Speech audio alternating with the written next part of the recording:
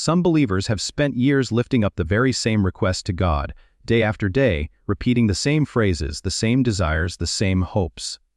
It becomes a routine: speak, ask, repeat. But pause for a moment and imagine something different. Imagine God gently asking you, "Why do you continue to ask me for the same thing when I have already responded?" At first, that question might feel confusing, even unsettling.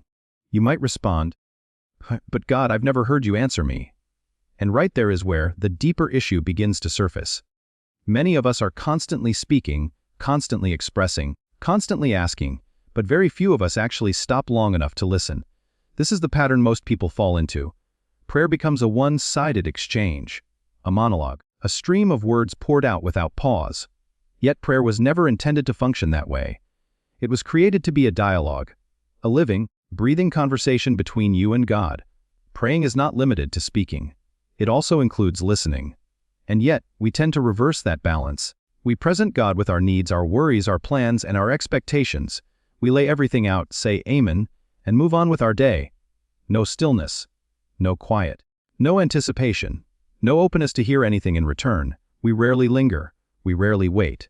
And because of that, we miss the very essence of what prayer is meant to be. A God is not some distant figure collecting requests like notes dropped into a box. He is a father. And a father does not simply hear, he responds. There is intention, care, and relationship in every interaction. When you speak to him, he is not passive. He is attentive, present, and ready to answer. But here's the truth many overlook: if you never create space to receive, how will you ever recognize his response? There is a difference between talking to God and talking with God. Talking to him is simply expressing your thoughts. But talking with him is connection. It is interaction. It is relationship. And that is where transformation begins. God is not searching for flawless words or impressive prayers. He is not concerned with how polished your language sounds. What he desires is sincerity, authenticity, a heart that is open and real. When you come before him, you are invited to pour out everything within you. Not with perfection, but with honesty. Speak what you truly feel. Express your fears, your doubts, your gratitude, your confusion. Let it be genuine. But don't stop there. After you've spoken, remain. Sit in the quiet, because something powerful happens in silence. Silence is uncomfortable for many people. It feels unfamiliar, even awkward. We are so used to filling every moment with noise, words, thoughts, distractions, that stillness can feel unnatural. But within that stillness is where clarity begins to form. When you choose to be quiet before God, your mind begins to slow down. The constant noise starts to fade. Your heart becomes more aligned, more receptive. And in that place, you begin to notice things you would have otherwise missed. God does speak. Not always in ways you expect, but he does. Sometimes his voice comes as a gentle thought that settles in your mind. Sometimes it comes through a sudden sense of peace that replaces anxiety. Other times, it may come through a verse, a memory, or a deep inner conviction that feels unmistakably clear. The key is not whether God is speaking.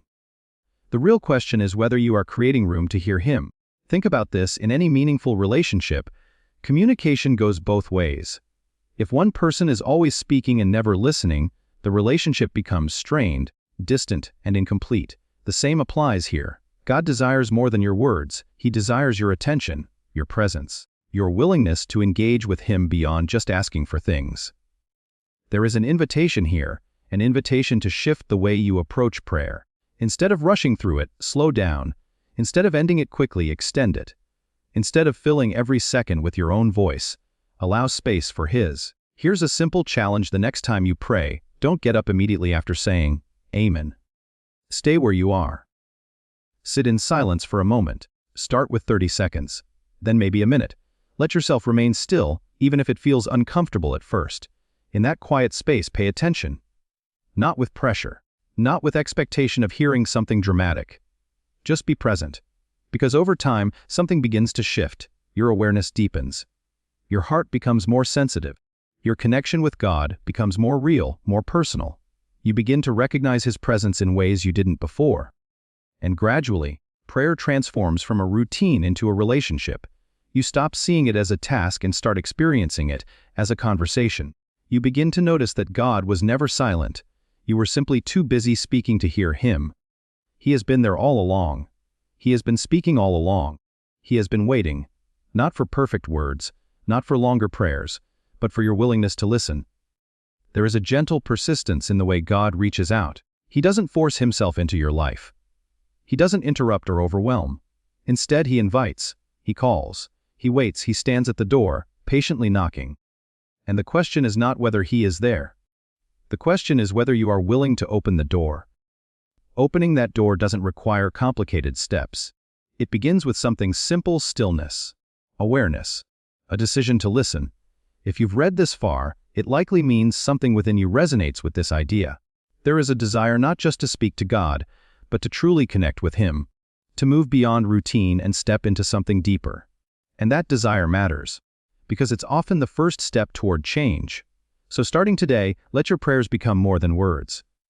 Let them become moments of connection, moments of honesty, moments of listening. Speak openly, then be still, and in that stillness, allow God to meet you.